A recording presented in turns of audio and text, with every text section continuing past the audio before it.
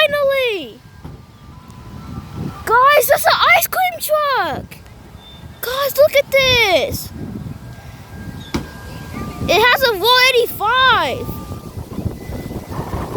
Oh, come on! Yes, the 185!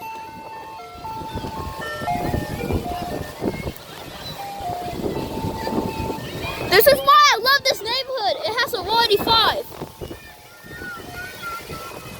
It's playing the 185. It's playing the freaking 185.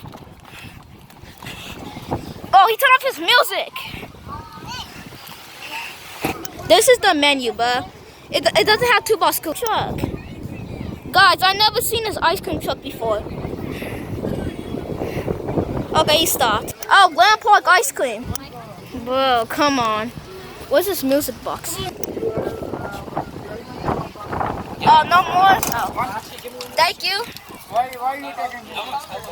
Okay, guys, this dude doesn't like to be recorded.